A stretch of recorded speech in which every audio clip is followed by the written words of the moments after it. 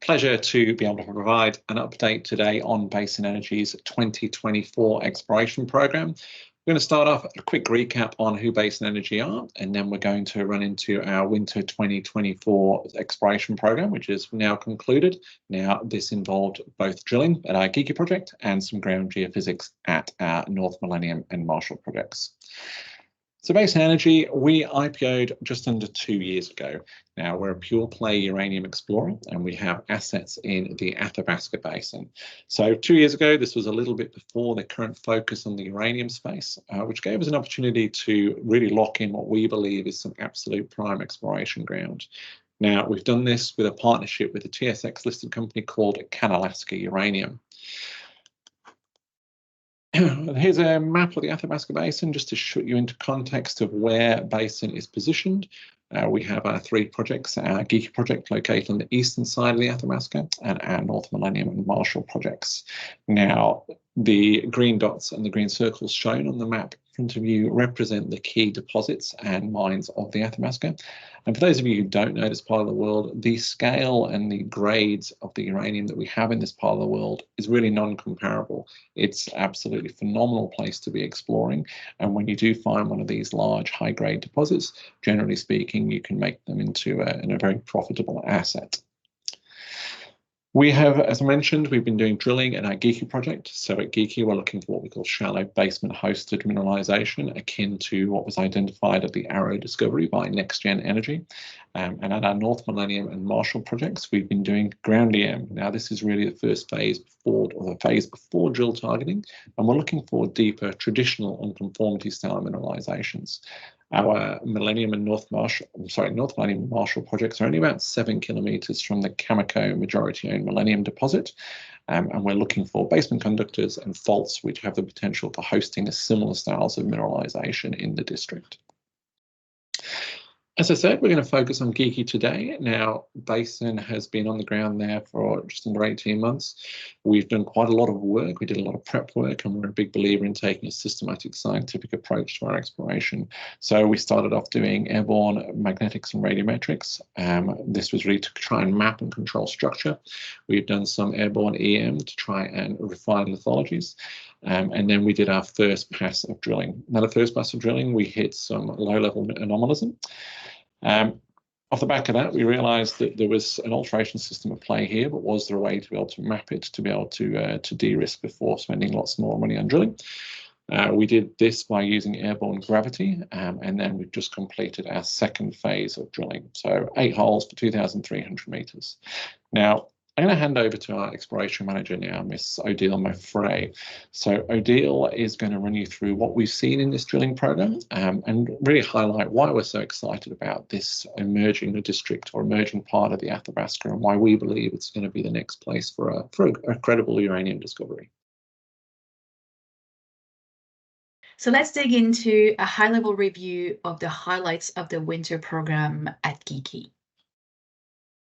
So the 2024 dual target rationale comprised following up on some of the exciting results from the 2023 drilling program, as well as testing some gravity low anomalies, especially the anomalies that are coincident with cross-cutting structures. So we drilled 8 drill holes for just under 2,300 meters in 3 different prospects.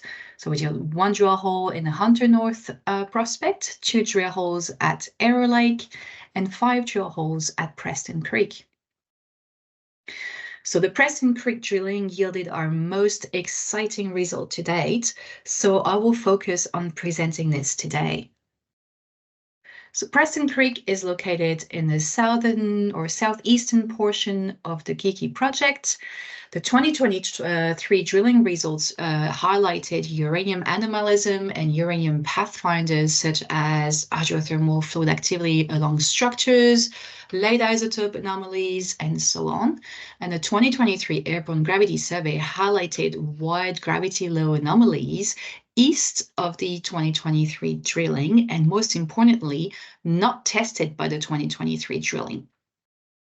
So the big highlight of the program this year was that all of the 24 drill holes at Preston South demonstrated the key ingredients needed for basement uranium mineralization. So I will show you what that looks like in a core trace with core photos over the next few slides. But before I get to that, I will just go back to this map here and explain to you what you're looking at. So the color overlay in the background of the map is the gravity data, with the blues being the gravity low anomaly, which is what we're looking for, and the pink and red hues being gravity highs. You can see these little colored dots, which are drill hole colors, with the red ones being this year's drill holes and the black dots being last year's drill holes.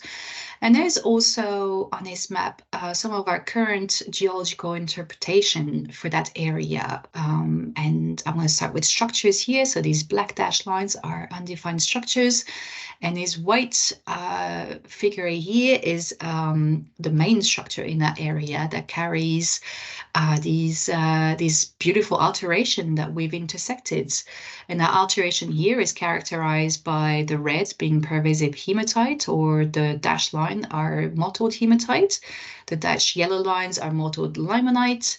The green here is pervasive argillization, and these blue dashed lines are pervasive silicification. So let's dig into this. So one common alteration pattern that is commonly seen in uranium, or especially basement uranium systems, is oxidized fluids. So what are oxidized fluids? Oxidized fluids are iron-rich oxidized front, which are characterized usually by hematite, as you can see here, that little mottled brick red alteration here, and limonite, this yellow mineral here that seems to be along those fracture faces, and also pervasively in the core. You can see this mottled appearance of this oxidized fluid in this picture below as well, with some limonite, some hematization, whether it's pervasive or along some interesting structures. And you also see hematization in a bit more of a pervasive style, like you can see here, where it's replacing the host rock, and you can't really tell what the host rock is. This is within a structure and coupled with argillization.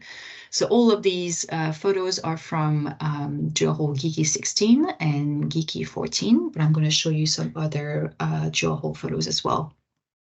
Another example of pervasive hematization was intersected in last year's drill hole in Geikie 04, where this time it was associated with centimeter scale pyrite nodules, as well as specular hematite in the ground mass and magnetite.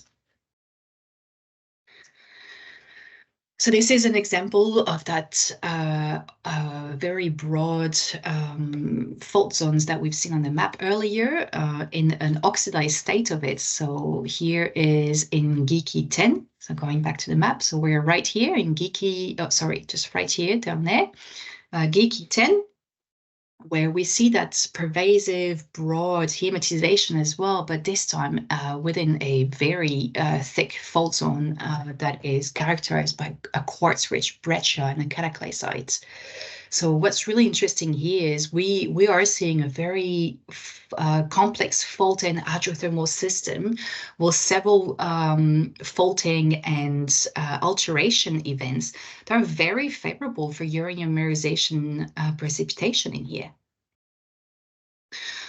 Another alteration pattern that is very common to basement uranium system is an oxidoreduction front. So we've just seen what an oxidized front looks like, and you can see it here with this pervasive hematization. But then on top of that, you can see a very reduced environment here with strongly graphitic rocks and coloritized rocks. You can't really see it on the picture here, but there's a lot of sulfides in here. So this is really crucial for precipitation of uranium, is this front here between two styles of alteration. And this photo is from Geikie 16 here, last drill hole of the campaign. Another style of alteration that is common to these uranium systems is pervasive argillization. This is an example of Geikie 14, and what we've hit in this drill hole here in the footwall of this main fault is a very thick, pervasive argillized area. Look at this, look at the picture. Everything has been altered to clay. The host rock is very hard to know what it is. It's what we call in the industry toothpaste rock. It's just pure white or pale yellow and pale green clay, and this was going on for 40 meters. We've had that style of alteration, only a little bit more oxidized in Geikie 16, just to the north here. Same style, just very strong argillization. Another common alteration feature that is commonly seen in these uranium-hosted systems is a pervasive silicification. At Preston South, we have a quartz-rich system here. Those faults are very silica-rich. As you can see on this picture here, you can see a quartz-rich breccia. Just above that wide argillization zone, you see 2 or 3 meters of pervasive silicification here. This is another example from that drill hole, a little bit higher up the drill hole trace.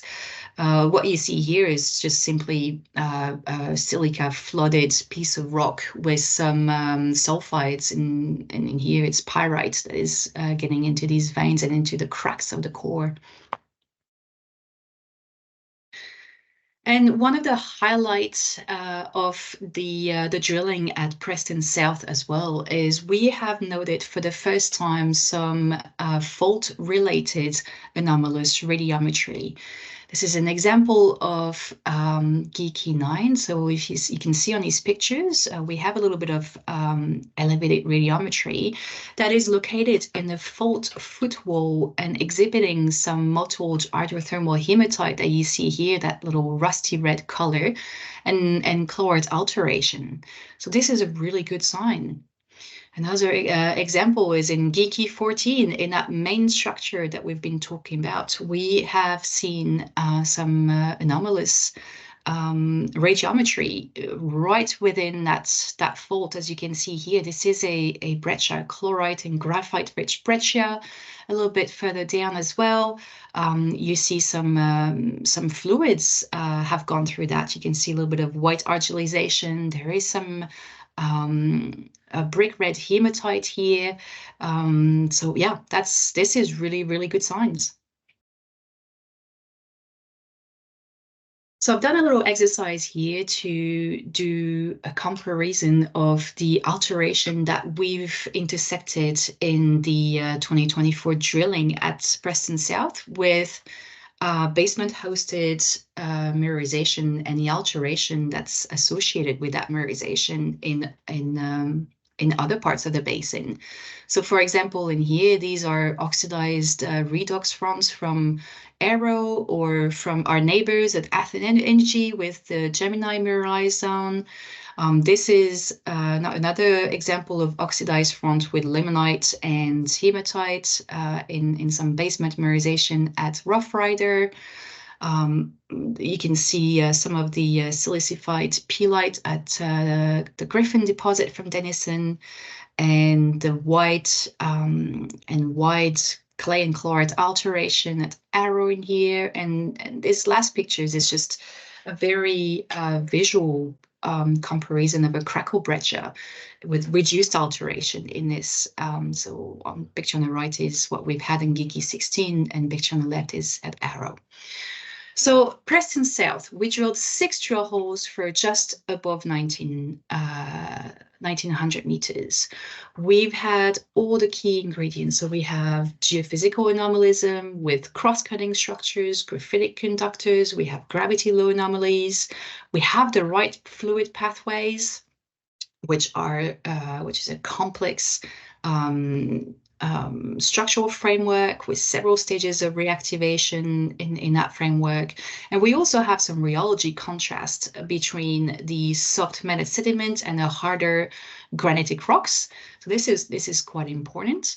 In terms of alteration, as I mentioned before, we can see some really exciting hydrothermal alteration in what we have been describing over the past few slides, which were silica-rich fluids. We've identified a wide oxidized front, and there's some very wide argillized zones as well. And the reducing agents in there are graphite and sulfides, where there's no lack of that, and biotite-rich gneiss. On the geochemistry front, we have seen some uranium anomalism, not to ore grades for now, but we're seeing some very encouraging signs. So what's next for Geikie? So we still have some high priority drilling areas. As we mentioned, Preston South, Preston Creek has demonstrated the scale and intensity of alteration and structure typical of basement uranium deposit. Now, the main question is, where is that uranium precipitating? This is what we got to figure out. We got to find that. This is where the uranium is going to be. We also have to continue testing along that gravity anomaly. We've only, just starting to understand that anomaly. In other area of the project, there's also Hunter North. So the geochemistry results are pending, and these will dictate whether or not we're continuing testing this gravity low anomaly. And there are other areas on the project where we see some isolated or per-string anomalies that are coincident with cross-cutting structures. That's we deem very, very interesting. So the gravity has proven successful at Preston Creek. However, some of the original drilling has produced very mixed results. And in particular, some of these gravity low anomalies seem to be correlated to areas of thick glacial cover. So how can we further de-risk that gravity data as a refined targeting tool? Well, we have to further constrain the current gravity models. And to do so, we have collected 77 density samples from this winter's and last summer's drill holes to do petrophysical analysis, and especially density. Because this density measurement, coupled with the 2024 drilling data, will further constrain the gravity models, and particularly in areas of thick glacial coverage. For example, in drill hole Geikie 14 and drill hole Geikie 16, where we've had 50 meters or plus vertical depth of glacial till, we've also had 40 meters of pervasive clay alteration. So this gravity low anomaly that you see here on this map, how much of that is reflective of the glacial cover and how much of that is actually reflective of the clay alteration in the basement? So these analyses will help us refine the actual gravity models to solely reflect the basement alteration at Preston. So I'm going to hand over to Pete, who will expand on the Q2 and Q3 for Basin Energy. Excellent summary, Odile. Many thanks. Look, and I'm sure people watching and listening will start to get a bit of a feel for why we're so excited about what we're seeing here.